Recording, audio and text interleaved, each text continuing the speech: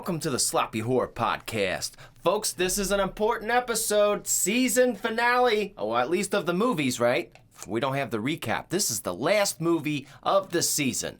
Folks, I am your host and your scary movie companion, Christian Ramey, and sitting across from me, the best producer in the whole entire world, Mr. Ozark Mark. Mark, we've made it through another season, man.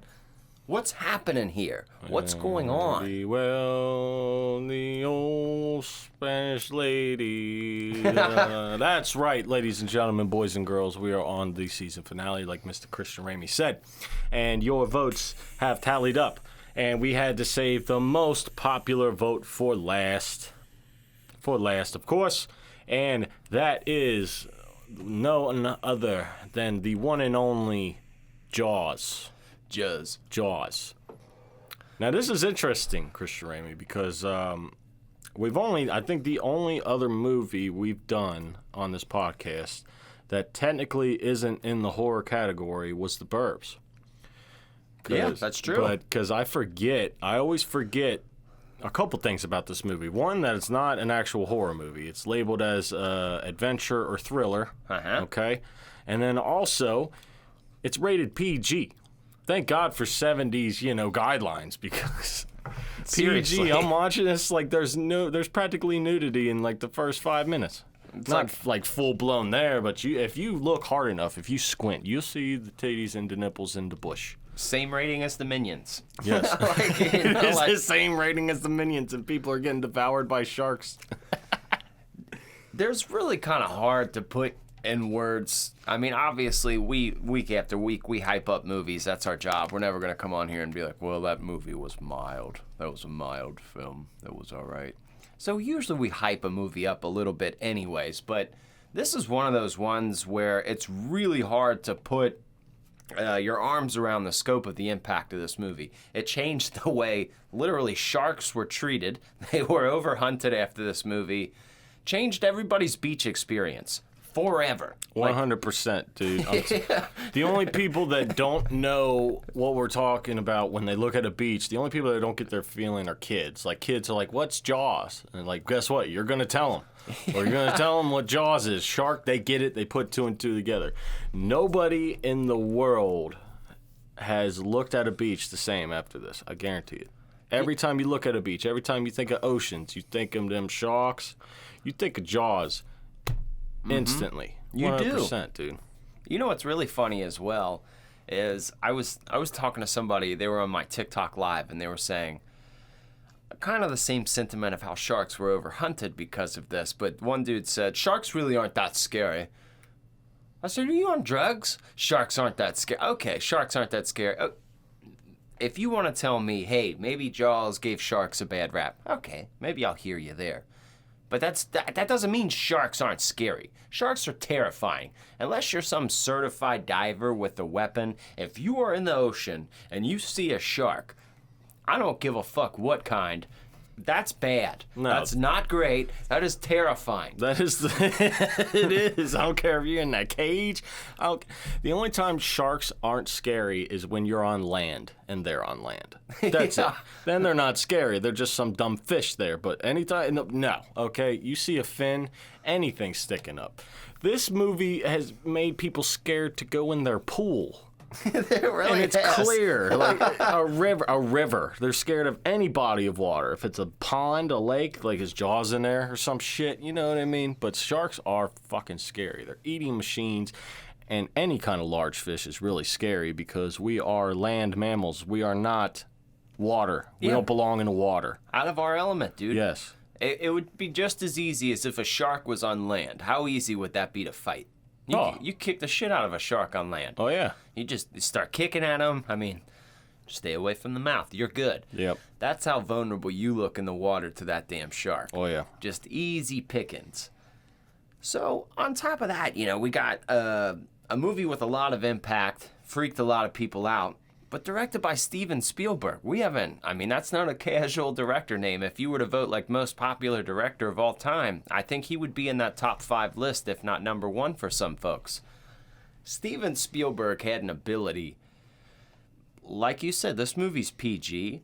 So he had a way, even like, with his hands in Poltergeist, he can make a family movie, but it has some creepy ass elements to it. It's an actual family movie. When you think of the word family movie, you think of like, here's a movie I got to go watch with my kids and it's family. This isn't great.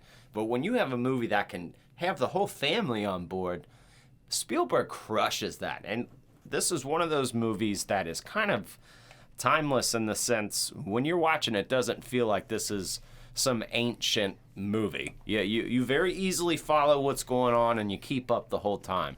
And for that, I mean, that's just the thing that not all movies have. I think, especially in horror movies, you have movies that are very much shot in the now. So, like, you can go back and you're like, yes, this movie is very 1986. Okay, this is very 1992. To the T, to the way they talk, dress, whatever.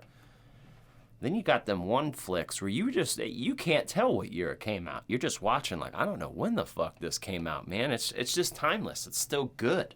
And there's almost like a simplicity to it. Like, it's a very complicated movie. There's a lot going on, but there's just a simpleness to it. Like, for example, one of our main characters, Brody, when he's sitting there eating dinner with his son after he's all stressed out after a long day of dealing with everybody's shit. And his little son just looks up to him, and he's like mirroring everything Dad does. So if he reaches for his drink, the boy will reach for his. There's just little things like that that aren't in every horror movie, and this is what makes it a Spielberg film. There's just, I don't know, like really the true definition of a family film. Dude, he has a crazy ability to make you think that this is a scary movie, and then no more than 30 seconds later, they're in a scene where there's like Indiana Jones happy music in the background. Like, you know what I mean?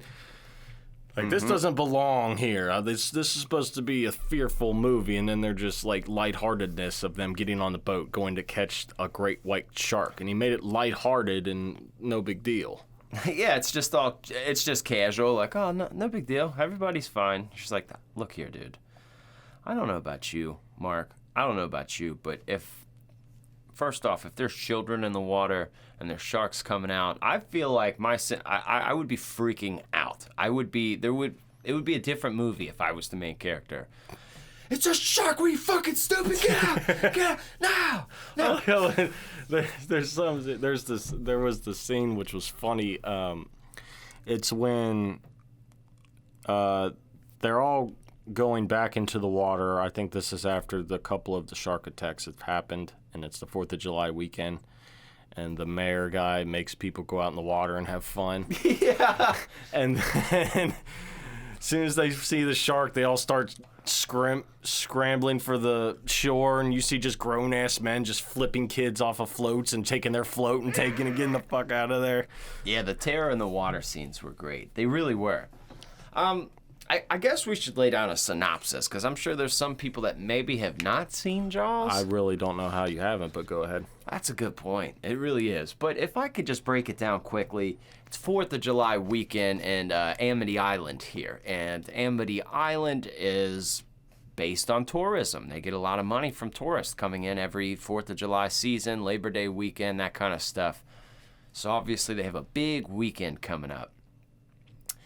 Well, a couple days before that, a skinny dipper, this girl goes out swimming. She gets tore up by a shark. Nobody's really thinking too much right away. The boyfriend she was with reports her missing.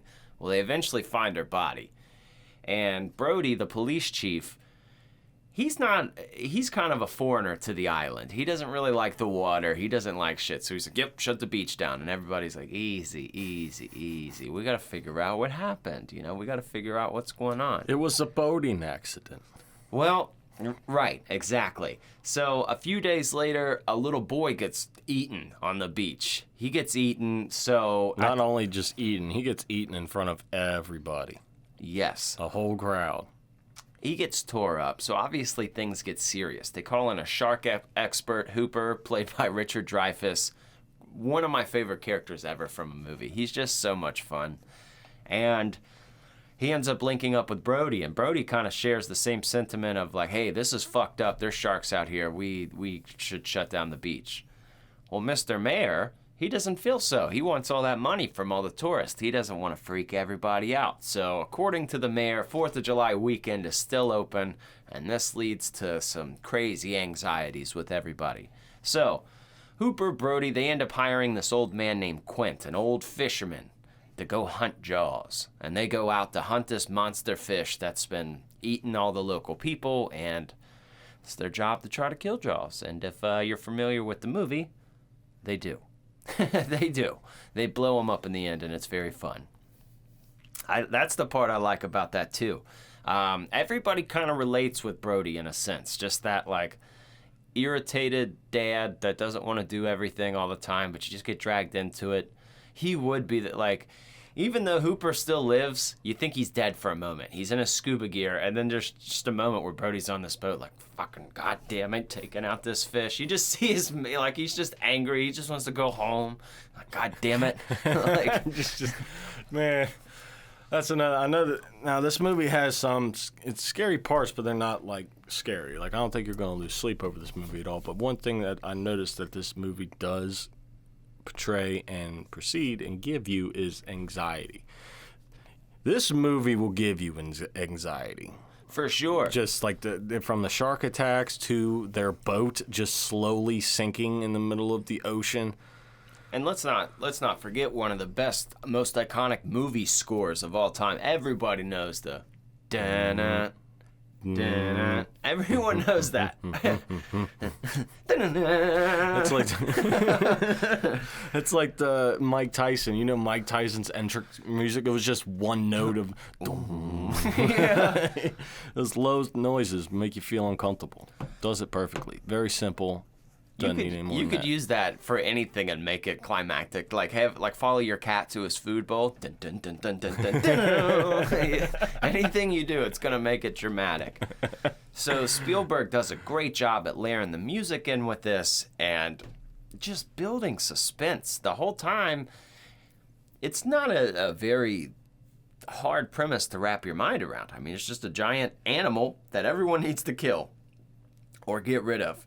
And I don't think there's one person. There might be marine biologists or scuba divers or shark specialists that are, sharks aren't scary. Maybe they have that. They feel that way. But I think most everyone in the world is freaked out by a big shark. I like, that's just a base level fear. It's not everybody's afraid of snakes. Not everybody's afraid of spiders. But it's just that going in the water element of what's below me. What is underneath me? And there's just nothing you could do. No. Unless you got like a Freddy Krueger glove on each hand. I mean, even then, you're still probably going to get eaten. But you might have the satisfaction that at least you got him a couple times. But there's nothing you could do. There's just nothing. He will pick your ass up out of water and go down. I mean, what are you talking about? A 12-foot shark here? No, 20. 20-foot great white shark. Now, I mean, there's so many. Those eyes. Those eyes. I'll catch that fish. Quinn is the best. He is. He's hilarious, man. There's lots of movies in this references. I'm sure everybody has been in a situation where they can reference this movie in their lives. Like, I've had multiple. It was funny. One time, there's scenes in this movie where they are shooting Jaws with barrels to try and track them and, like, wear them down, right? So you just see the barrel floating above the water. Well, there was one time I was out there fishing with my dad at this pond, right? And I had a bobber, right? So it was a big fish, but it broke my line. But the hook was still in its mouth and the bobber was above water, so we could just watch this fish just walk around the lake or swim around the lake, and we knew where he was. Never could catch that son of a bitch again. I think he knew better. You tracked him. You know, he was the local legend. He was letting you know. Mm-hmm. You want me? You're going to have to come back. You're going to have to catch me by hand. I don't know, dude. I just try to envision myself in all these situations, and I think if you had to, you would pull the Brody approach. If you had to do it, you got to do it. You're a human being. You got to keep other people safe. That's just your job. No, but you got something you don't want to do today. This is it. And I get that. I like though that his character was paired with Hooper, because Richard Dreyfuss kills this role. He's very funny. I don't know why, but his character just cracks me up this whole movie. He's like, he's very smart. He's a very likable character, very kind of like meek and smart, and just comes in with the one-liners throughout the whole movie. But I love their relationship because they are buddies, but they're different. One's kind of a nerd. The other one's just simple man. Simple, dry, don't care about all the extra jargon. But they work so well together. I could have watched like a series of movies with those two guys together. They just work well together on scene, on camera, even with Quinn. There's people who do better on camera together. You can tell when certain people are being forced in a scene together. You're like, Yeah. Yeah, I don't care if they're big actors. It could be Brad Pitt and whoever. You could put them in a scene and it's just like, they just don't click. These three on the boat in this movie, man, they're like a friend. They're the Three Stooges or something. They're just a friendship, a partnership that your brain goes to. I mean, this movie's been out longer than I've been alive. So that's a fun trio for me. You know, Brody, Hooper, and Quint. All right. Yeah, I like them guys. Yeah, I mean, it's a good thing, too, because, like, half the movie is them on the boat. But, you know, that's the best parts of the movie, honestly. And they all have their limitations. They're none of them are perfect, but just together they make a cool core group. And, I mean, two of them make it. Two of them make it. Quinn. Oh, man. Quinn got it so bad. Bro, he got This is a PG movie. He's getting devoured by a huge shark. Not fin kind in half, blood coming out of his mouth. Oh, man. That wasn't implied. No, it was there. Most of the kills, like, you just see the aftermath from the blood in the water or them running. No, you see him just getting eaten. What made it worse for me is he's just like, oh, yeah, he's dying. Oh. He is in pain. I'm just like, okay, well, sorry, man. And I like how they're like just ridiculous premise of like, we're going to put the scuba gear in his fucking mouth and shoot it and blow him up. But at this point, nobody cares. All right. You're like, all right. No, just kill. That's the only way you can kill that fish now. I mean, your boat is literally almost in the water. You have nothing left. Fuck, dude. One hell of a way to kill a shark, though. An impossible shot. I'm glad they made him miss like 5 times before he actually hit it. Because if he would have got that first shot, it'd be like, no fucking way. But, you know, he got like 5 tries and he finally got it. That is one of the best moments after he blows up the shark, because he thinks he's all alone. Not only is Quint, he just saw Quint got eaten, but he thinks Hooper's gone. He's like, fuck, man, I'm out here by myself. Well, dorky ass Hooper pops up in a scuba gear like, hey. And it was just a great moment of like, what do we do? And then it just goes to the next scene and they're both holding like a piece of wreckage just paddling towards the shore. Like, fuck. Like, all right, keep paddling, man. Keep paddling. Oh, that would suck. It would, man. If you had that one person, though, you'd be like, all right, we know what we got to do. Like, if you were by yourself, you might give up or something. You might just, oh, no. But, okay, man, just keep paddling. We're going to make it through. Would you let your kids go swimming in the ocean? You know, like just in general? Yeah.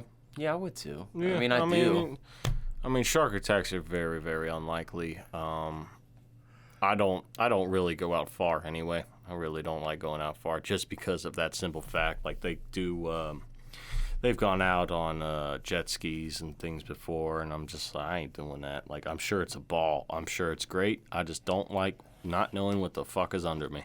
Yeah, I need a big boat for that. I'm not trying to get caught in the middle of the ocean. Not even in the middle. I'm not trying to get caught like 20 feet offshore. Like, I don't like it. You know?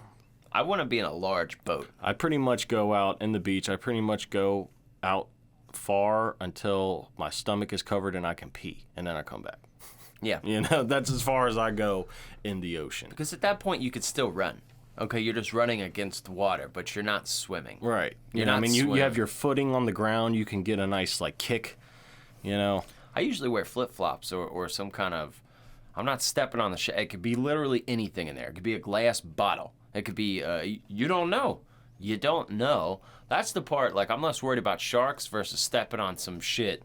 because there's all kinds of trash in the ocean. Oh, yeah, there's all kinds of crazy shit in the ocean, especially if you can't see. So if I'm like kind of going out there, I'll have like some kind of It's fucking water seashells, shoes. jellyfish, and all that crap. Yep. Like there's washed up jellyfish on the shore. I'm like, I ain't going in there. There's people fishing and they catch like little sharks off the edge on the shore. I ain't afraid of a little shark. It's a little baby shark. It's whatever. No, but if that thing bit you, you'd be like, motherfucker. Yeah, it would be a pain in the ass. 100%. You got a favorite part of this movie? If I had a favorite part of Jaws, I really like the scene where Hooper. So obviously we talked about Hooper and Brody yelling at the town mayor, and it's just been a long day. There's pandemonium in the town. A kid's been eaten. Like Brody has had his word cut out for him as the police chief. So he's sitting at home, and he's just like staring at his dinner. He's not like even really eating his dinner. And all of a sudden, fucking Hooper pops in with a bottle of white and red wine. He's like, "Are you eating this?" He just starts like eating his dinner, and he's just like making his wife laugh. Anybody eating this? No, just does that. I'm gonna take your dinner real quick, man. So, I love his comfortability, and I that dinner scene really I enjoy a lot because he just comes in and it very much displays that character. And, yeah, he just takes his dinner with no fucking, yeah, all right, thanks, man. You eating this? All right, well, I am. Like, what about you, Mark? What sticks with you? Two of them, actually, if I can say. One real quick. One part that just made me laugh is when they catch the first shark, and they think it's Jaws, and all townspeople are excited, and Hooper just comes over, he's examining it. He's like, yeah, it's a tiger shark.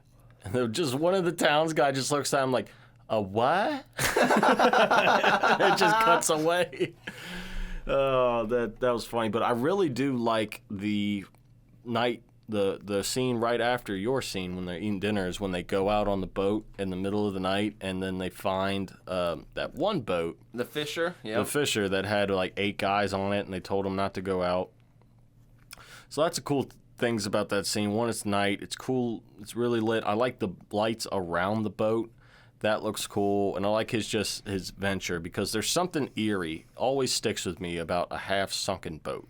It could be the middle of the day. Like, I've seen half-sunken boats around in Florida and stuff. Ghost ship kind of feel. Yeah, it's just unsettling to see a half-sunken boat. Yeah, you want to know the story. Exactly. Are they it's okay? Like why is this, how is this still afloat? Like, but a sinking boat is always just fucking scary in general. But it was cool. I liked him going under, finding the big shark tooth, and then the body just popping out and him freaking out. Like, the whole little scene there was really cool. Yeah, it was a hell of a pop scare, honestly. I mean, that was really, for a non-horror movie, that was a great pop scare. That crossed the line of suspense and actually hit with a, oh, fuck. Because that head popped right out of that little spot. I like when they go back and argue with him after the fact. And he's like, the mayor's like, what, do you got the tooth? No, I had an accident. I had an accident. That's what his excuse was. I like when they're trading war stories amongst each other. The Scar stories when Quint and Brody and Hooper, they're all out. And they're just, they end up clicking with each other. And they're like drinking. They're talking about scars that they got. And then right at the end... what was that? What was that girl's name that he called her? He fucking they're all pointing out their scars, and then Hooper just points at his chest. He's like, "You see this one? You see? He said, "Mary Ellen Moffat, she broke my heart. They haven't healed since." And then they all just fucking lose it because they're just having a day already. Yeah. But I love their comedy. I also love when the mayor was like, I bet you'd like that. Get your name in a National Enquirer paper, or get you a National Geographic. And he's like, ha, ha, ha. He just starts losing his shit because he's trying to save everybody. And this dude's... And then I like the vandalism on the billboard too behind him. It looked he's cooler. Like, and the mayor was like, "You see that, vandals? I want them caught and hung or whatever it is." And then Hooper's like, "That's actual proportion, just so you know. That's what we're dealing with. This is what we're dealing with." That's a very good portrayal, actually. I like, another part I like about this is there's a kid on the beach that, like, the whole time when all the shark shit's going down, he's just trying to make a sandcastle, and he doesn't give a fuck about anybody else. He's just, what's going on? And in every scene, where there's pandemonium on the beach. It just goes to that kid. He's just in his He's own just world trying building to- a castle. Like, I ain't going in that water. Y'all are idiots. There's sharks in that water. I like back to that scene where where he's trying to get people in the water, and he goes over to this old guy. He's like, "Hey, Finn, like, why aren't you going in the water?" "Oh, yeah, I just put this suntan lotion on. I'm trying to soak in these rays." Trying to get some sun. Yeah. Go in the water. They just listen to him, too. They do. They do. I mean, you start thinking, I started that intro in last week's episode, or maybe it was the week before, saying sometimes when you watch older films, you're like, this movie's what, 1975? There's people in this movie that are 75. You're like, damn, when were you born, bro? Like, the world you lived was just completely different, like, than the world that I lived. But the movie is still very viewable, still very consumable. So Well, it's just, it's still relatable to this day. That's the main thing. There's still sharks in the water. There are still beaches, and there are still shark attacks. Shark attacks are a very real thing. yeah. This is a very believable story. The premise of it, not like actually what happens, but it's a very believable story. And there's not a lot of time moments to make you feel like you're in the 70s if you really look at it. It's just basic. It's an island. You got ferries. We still have ferries. The cars may look, once you see the cars, then you might get a hint, but they barely have telephone usage in there. Yeah. So you don't got that. It's just guys on a boat fishing. Like, that's still relative today.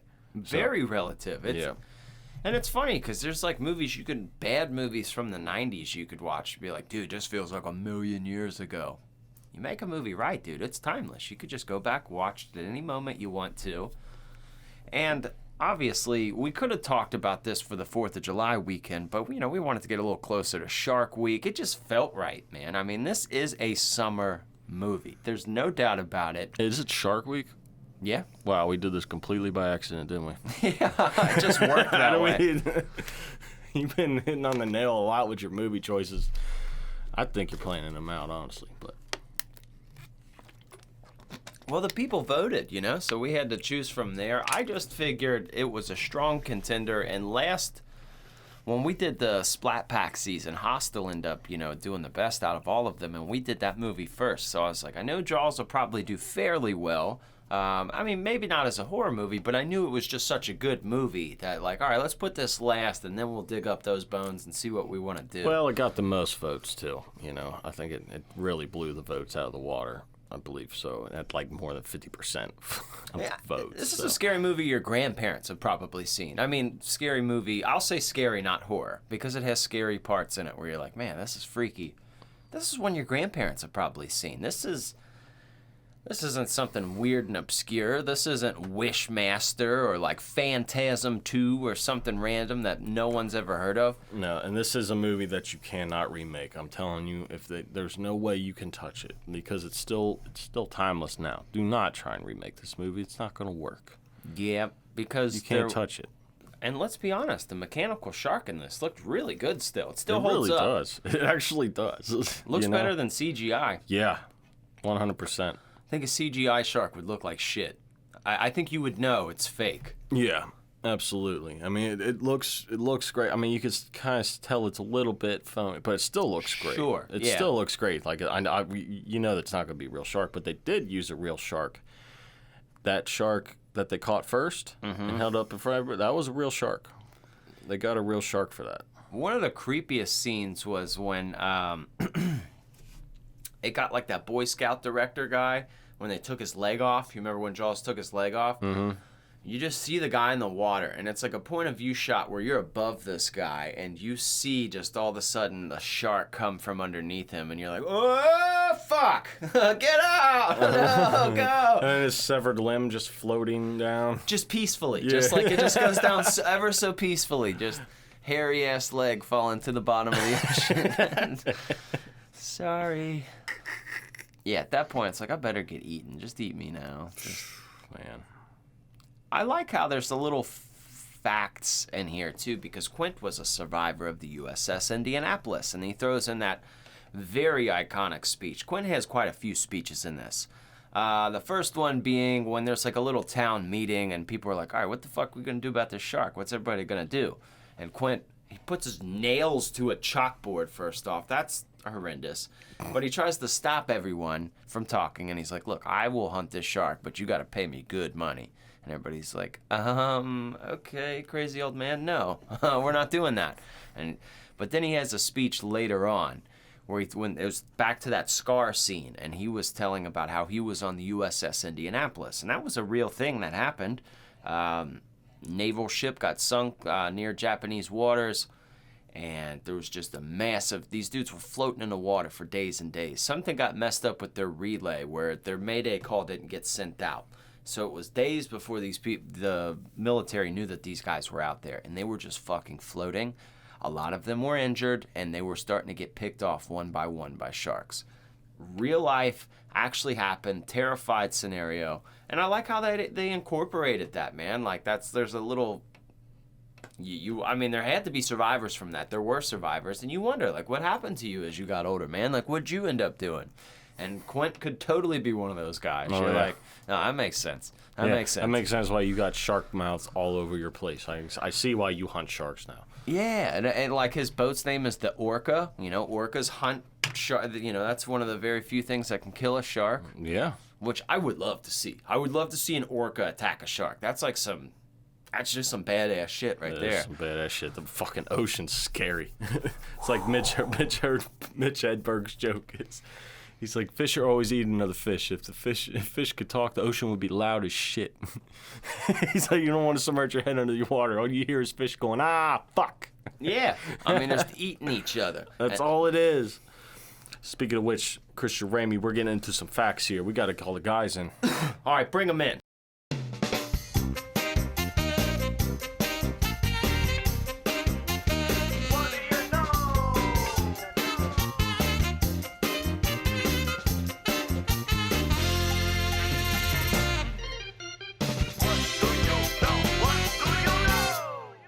Howdy, partner.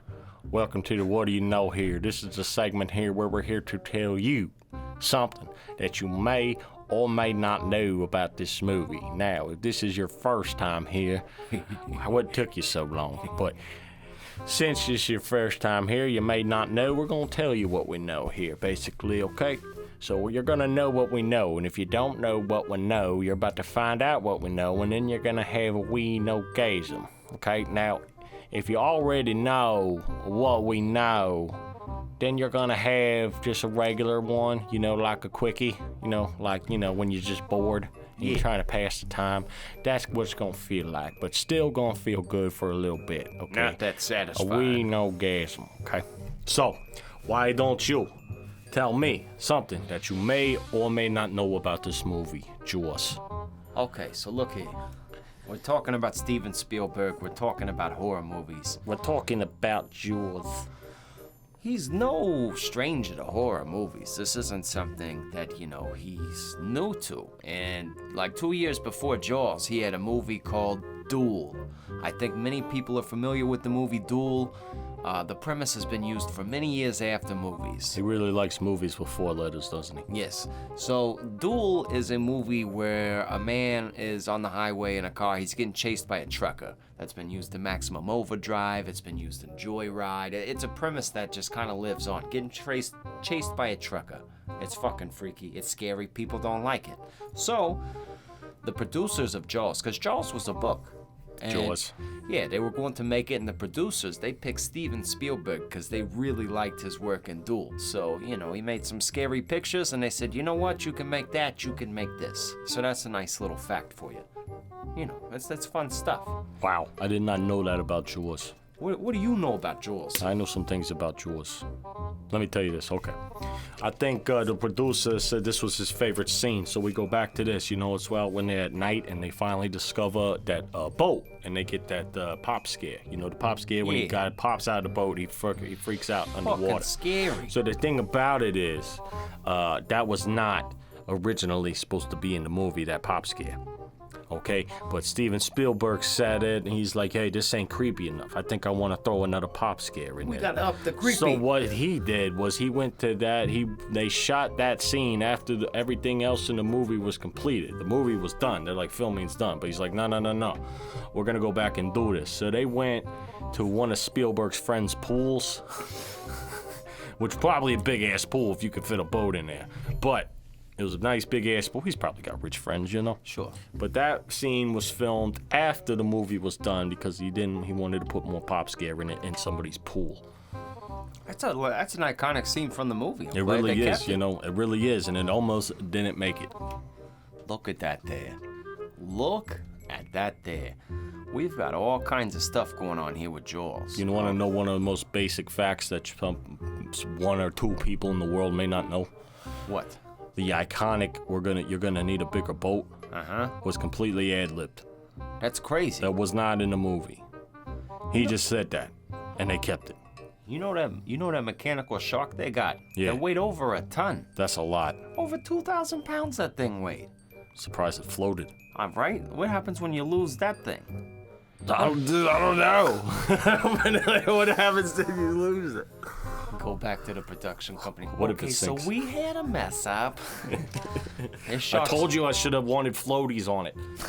There's another shark floating by it like, What the fuck is that thing? what is that?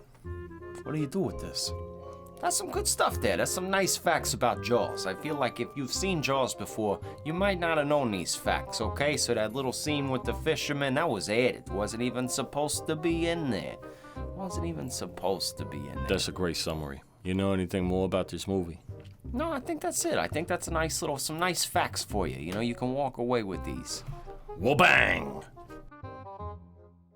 Mark.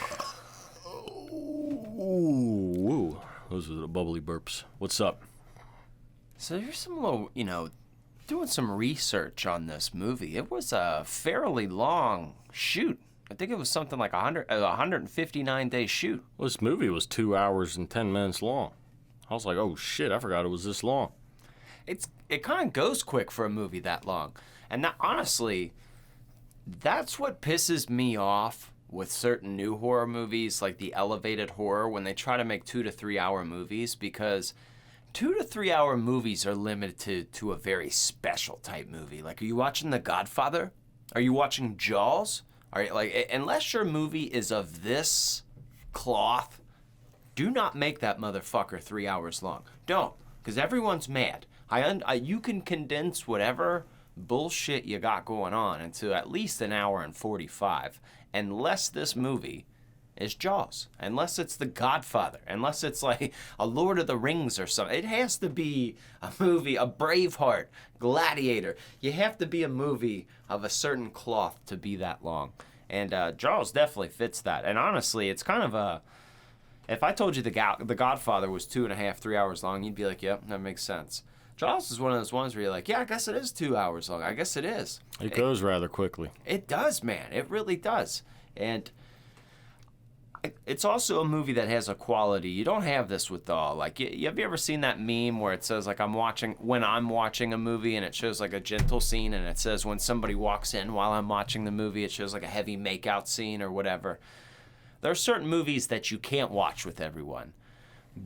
Being in control of movie night's a harder task if you're doing it for a large group of people. Like, say you're going to your in-laws or something. You're like, yeah, we're all watching a movie tonight. Like, you gotta be selective. You can't just like, here's Return of the Living Dead. It's great. You'll love it. They won't. They won't love it indeed. Jaws has a quality where it's like, I don't care if you're 5 years old. I don't care if you're 75 years old. You could sit down and get consumed by this flick. 100%. Yeah. That's just a certain tier of movie that Jaws belongs to. It's a fine cloth.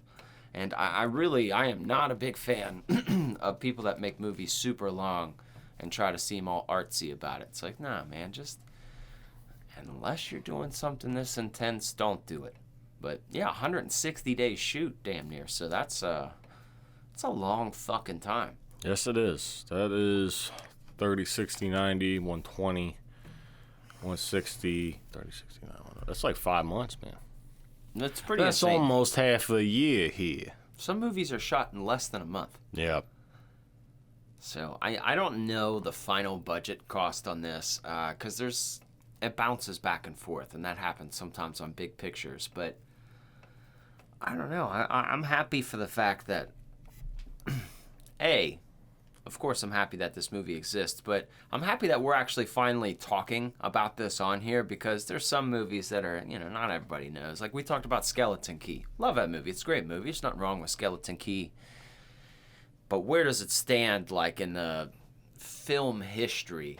Dude, Jaws, there's only, like, so long you're going to get before you get to this movie. This is top tier, probably top 100 movies ever made. Like, easily said, yes. Top 100 movies ever made. I really believe that. Just kind of flawless in that regard. I mean, I can't think of one bad part of this movie, even though, yeah, it's 75. The mechanical shark has moments where you can kind of see, like, No, man, I mean, this movie's good all the way through. There's comedic elements, there's frightening elements, there's, it's got everything. And I guarantee you, everybody, most people in America at least, maybe other countries too, watch this movie at least once a year. Whether you find it on TV or you sit down and watch it, you're going to watch this movie at some point in the year. Why is this always on vacation? Oh, like when you're on vacation at the beach, this movie is on. I promise you. I promise you it is. Mm-hmm. This had a very iconic dolly zoom moment as well. Oh, shit. I'm sure you know what I'm referring to. So there's a iconic dolly zoom, and it looks kind of cool. It's like a zoom out. I forget the technicalities that went into this, but there was something different. It was the scene where all the people are on the beach after Brody had already told the mayor, like, hey, man, it's not good. We shouldn't have people. Didn't close the beach down, so he's just watching and waiting. He's super anxious. Every noise, he's looking around. Well, when the kid finally gets attacked by the shark, it does this crazy pan in, like zoom into his face. And it's like one of the most iconic shots ever. Like he's just like, fuck. And from a producer's aspect, I'm not a producer, but I like to see how movies were made and things like that. That's one of the coolest looking shots ever.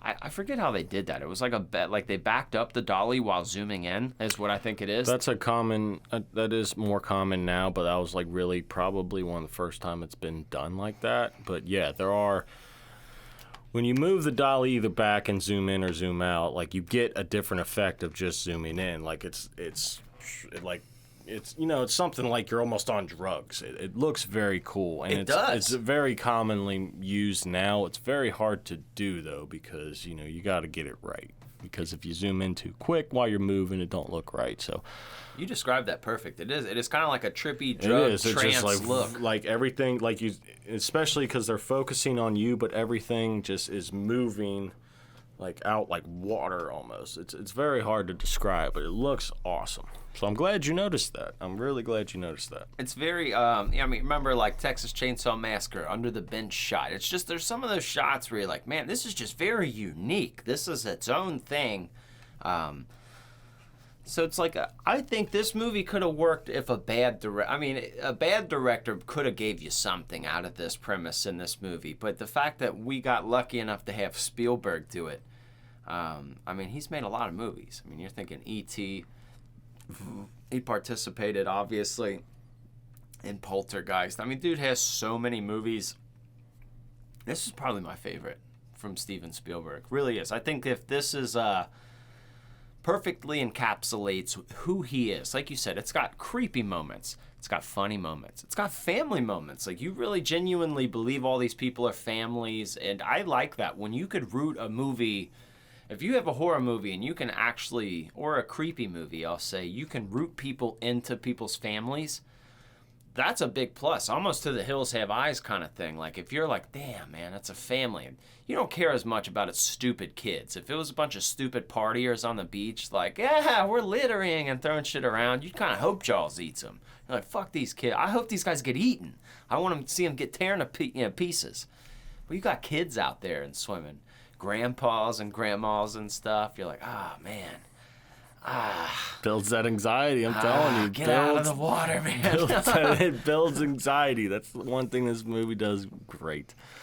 Now, it's time for the moment we've all been waiting for, Christian Ramey. Let's get into the Sloppy Horror Podcast rating. Yeah. Sloppy Horror rating, baby, yeah! That's right. 1, 2, 3 in the place to be. This is the Sloppy Horror Podcast Rating, the official stamp of approval from the horror nerd, your scary movie companion himself. What is he going to do if this is your first time fucking here? Where the hell have you been? Yeah. But if it took you so long, some people are late to the party. I'll explain it to you. We're going to do this here in a series of 4 categories. 3 of the categories are worth 3 points. Last category is worth 1 point for a total of 10 points altogether. You have to do your goddamn e-cig. I'm sorry. Did you have to do it now while I'm in my spiel? Are you kidding me? Why do you always do that? I got excited. Oh my God. Okay, but anyways, back to it. But keep in mind, boys and girls, that this is on a horror movie scale, not in a movie in general, which is very important, I'm sure, for this score of this movie. And let's go out on a limb. If this was just a regular movie rating, 10 out of 10. Oh, for sure. 10 but out of it's 10. not. It's the official horror movie scale of what makes a horror movie, and this technically isn't a horror movie. So this is going to be interesting. I'm excited about this. Let's get to the first category here on the Sloppy Horror Podcast Rating, and that is casting. Strongest category. Real actors in this. This isn't, Richard Dreyfuss, all these guys are just real actors, people who went to film school. There were layers and layers and layers of character building in this. It's not just a basic premise of, sometimes in horror movies you're just like, oh, it's the douchebag guy with the nice car. That's it. That's his whole character. That's his whole personality. There's nothing else. Or it's just like, oh, that's the dumb bimbo. All right, that's it. That's all she is. You feel everybody in this movie. You see them for who they are. You see their limitations. I think the mayor is the only bad guy. I think that's fair to say. Jaws isn't even a bad guy. He's hungry. He's a bad fish. Yeah. That's his job. He wants to eat. You're a bad fish. You don't come around here anymore. You're bad fish. We're not giving you any more treats. You go. Go to your room. Yeah. So I think he was the only bad guy in this, but even he portrayed that so well because it wasn't that he didn't care about people. He cared about his reputation and he cared about that money. Mm-hmm. And that's a very human quality. Yes. So I have to go 3 out of 3 on Jaws. If I didn't, I couldn't sleep with myself. No, 100%. So that's 3 out of 10 so far here on the Sloppy Horror Podcast Rating. Let's get into the second category here in the Sloppy Horror Podcast Rating, and that is kills. So we have 5 kills in this movie. Some are implied, some are seen, but it's all just the shark attack. So we're not having a very wide variety of kills. Initially, I wanted to go half a point on kills because there isn't a variety. But I think Quint's death scene can put that as a 1 because it's like gory enough where it's like he gets ripped in half. He's spewing blood out of his mouth. Yeah, I think Quinn's definitely half a point for everything else and half a point just for his. I'm just gonna say a 1 with you because that's a pretty intense death scene for this movie. Yeah. When you have PG. when you have implied, but even just the shark attacks where the blood is popping up out of the water and it's just all bloody. That's kind of eerie. But yeah, it's just shark attacks. It's nothing different. But you do have the fish death, which is an explosion, so that's kind of different. But yeah, I'd go with 1 there too. So that is 4 out of 10 so far here on the Sloppy Horror Podcast Rating. Let's get into the third, final 3-point category here on the Sloppy Horror Podcast Rating, and that is fear. Now I've thought about this one for a long time, and obviously you are the producer and half of this show, so I want your feedback on this. But for the aspect of like, if you are in water, sharks are terrifying to all people. Okay? This isn't a 3 because it's just not a 3. But the way that suspense is built in this and the fact that everyone is helpless in this situation, no one is an Aquaman.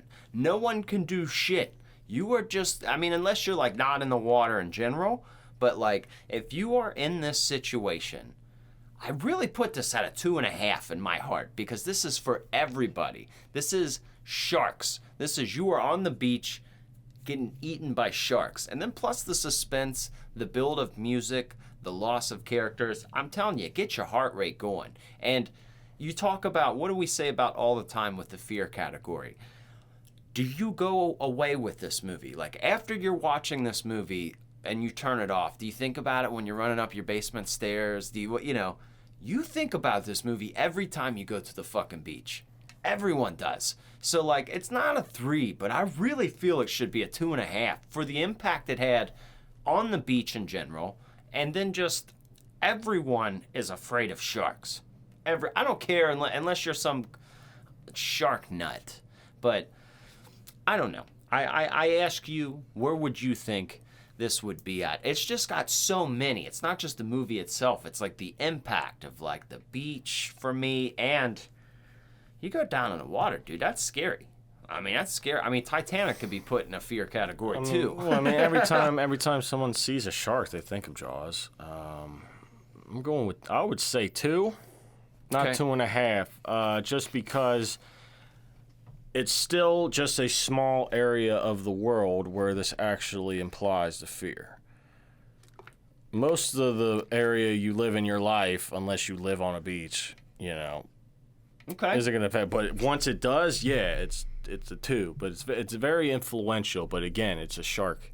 It's a shark attack. You make a good You ain't point. walking about. You're not thinking about this when you're on your way to work. You're not thinking about this when you go to sleep at night. I mean, you walk out in your backyard. You're not going to look for Jaws. It's a situation that you may only confront once a year. Exactly. Most people face this fear once a year when they go to the beach, and half people don't go in the water anyway. So I like that. Though, 2. then. We'll go 2. Let's It's a go 2. 2. It's very influential. I get it. It sparked fear like no other, but it's still limited, so it doesn't get the 3. Because if it would be a 3 is everywhere fear. Like you can't. You're right. No matter where you go. You're right. You're not thinking about this unless you're at the beach, which is once a year for most people. So it's not. Because I could see other people doing this and they would be like, nah, it's not that scary. I'm giving it a 0.5 point. I just wanted to make sure we gave it a respectable score in the sense of like understanding 2 is perfect. It's just the anxiety of the boat sinking, kids getting attacked by sharks, and there's multiple things in this that it just produce it for a PG movie to do that and stick with you for the rest of your life.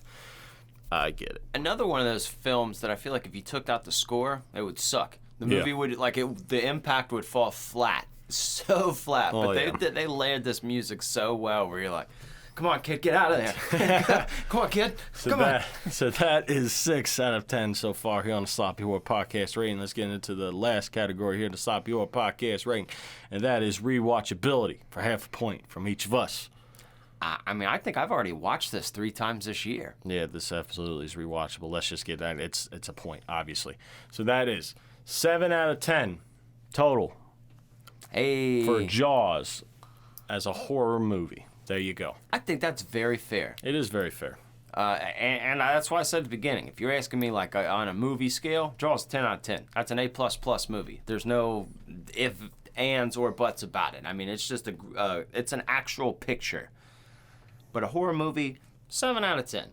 You're looking for something to be freaked out? You got a vacation coming up? You're going, go ahead, pop Jaws on when you're in that hotel room before you hit the beach. Let's see how the rest of your day is going. Mm-hmm. Yeah. How far are you getting in that water? Are you going to Nashville or something for a football game? Don't watch Jaws.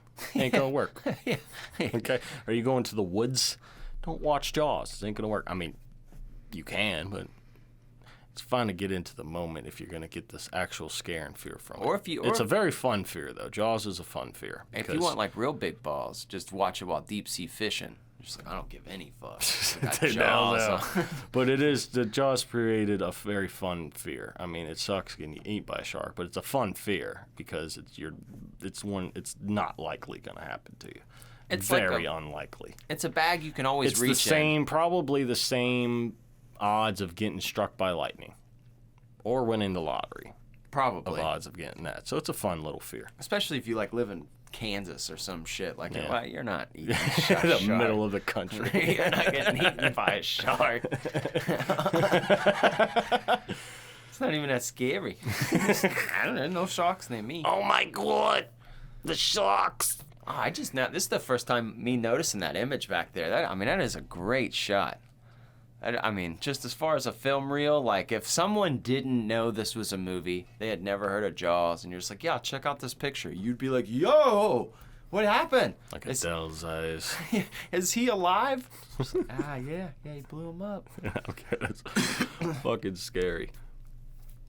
You know what I don't understand, though, too? If there's one Jaws, if this is a shark, and he just happened to notice, right, the food near the beach, there's got to be more of them. So, like, okay, they blow up Jaws, and then they just start swimming back to shore. Bro, we're pedaling hard because there's more sharks, dude. He's not the only one. Right. If he's just the one, he might be a little more aggressive, but there's got to be more, dude. There's got to be more. Well, they caught another one. Mm-hmm. Which was rare for that waters, Hooper said, but I don't know. At that point, that's the only thing you have. Yeah, it's all you got to do. Says, fuck it, just go. So, that's fun. I'm happy that we really got Jaws out of the way, man. There's certain, like, I can hang my hat on that nail now. And, obviously, we're so happy that you boys and girls have joined us because this is the last movie of this season. And we really, really enjoy being able to do this with you week after week. And if you've noticed, we are not a program that waters our show down with a bunch of advertisements. We're not selling you products to shave your balls. We're not giving you energy drinks here. But what we do to compensate for that, we make some bonus content on Patreon. So if any of you folks are looking for a fun way to support the show for less than a cup of coffee a month, you can go to patreon.com/sloppyhorror. On there you can find all kind of bonus episodes. We're not just talking scary movies. We kind of get into everything. Hey, currently right now there is over 20 hours. Yeah. 21 hours, I think we're at now, of extra content for you. Yeah. That's a lot of content.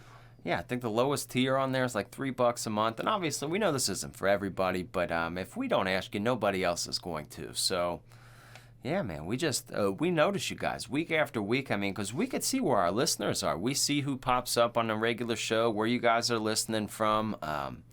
And it baffles us. It honestly humbles the shit out of us. So, if you've made it this deep into the episode, you keep up with us week after week. Seriously, thank you.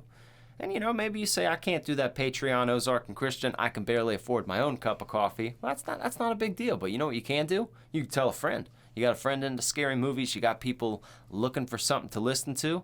Hey, maybe you got the aux cord on a long trip and people are in the mood to listen to a podcast or something. Well, there you go. These little opportunities can help us out greatly. All those likes, shares, comments, reviews, you don't think they mean anything, but for Ozark and Christian, they help us put us to a different place. And everyone can help no matter the scale. If you're a billionaire, you could donate us $100,000 and we'll upgrade the studio. Whatever you got. But either way,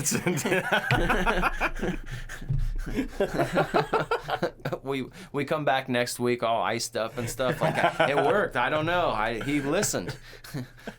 We got sloppy horror grills. Have those stupid, ridiculous, like Bart Simpson chains or some shit. I'll have a chain of you. You have a chain of me. These weren't necessary, but he gave us $100,000. Like, I wouldn't know what to do with it. I would probably do something stupid like that. We were gonna get cameras and shit, but we got these chains instead, and a Wendy's Frosty machine in here. Oh, can we buy one of those? That'd be fantastic. Oh, yeah. I would get 5,000 calories worth of Frosties every day. Dude, Frosties. I love Frosties. I heard they got a strawberry one. I ain't tried it yet. Don't fuck with the Frosty. Just leave the Frosty as it is. I heard it was really good, though. I don't know. It might be worth a try. I don't know. Don't mess with the Frosties. You keep the Frosties where they're at. Yeah. Classic go-to, just like Jaws. Get you a Frosty and watch Jaws, man. That's a time right there. Oh yeah, it is. I'm a cheap date. If my lady looked at me and said, "You want to get some Frosties and watch Jaws?" I'd be like, "Look here, I love you so much." Pull your pants down. Yeah, look here. I'm gonna service you real quick. I'm gonna service you in this Wendy's. I'm gonna let everyone know I love you. Just do like they do to you. Give me that vagina. Give me that pussy. All right. I want to eat ya. Man, we're at Wendy's. I want to suck on your clit. Give it to me. Give me that clit. I know, they get aggressive. How would you imagine if we did that to them? Look. Oh, my God. Yeah, well, I know that when they get aggressive, it makes you feel weird. You feel like you need to wrap up. Like, I feel like I need don't assume I'm going to get naked. I feel like I need an adult or something. You shower like holding your knees and crying. She said, give me that dick, and I wasn't ready for it. She grabbed it. No, she grabbed it aggressively too, and she twisted it. I wasn't having a great day, and she made me. Like, no one Ladies, cares. I will tell you this. And if you're trying to get freaky and you go for ball play, be very gentle, okay? Because it's very sensitive in that area. Yeah, oh yeah. I'm talking just like a tickle, like, petting a cat that you never knew before. You know, you're being gentle with it. Don't Have you ever sit sat there and just fucking juggle them? Have you ever sat crisscross applesauce and kicked yourself in the nuts? Yes. It's this. You feel so dumb. Have you ever sat on your nuts on a hot day? Yeah, dude. You feel so dumb because you've hurt yourself. I know. I've almost popped one, dude. Anyways. Getting out of control here. But, boys and girls, thank you for joining us this week here on the Sloppy Whore Podcast. This is the conclusional episode of the summer trials here. So next week, tune in for the special episode to where we tally up all the scores, we crown the summer winner, and, of course, lots of fun like we always have. So, That's good stuff. yeah, I'm going to go now. Yeah, we gotta go.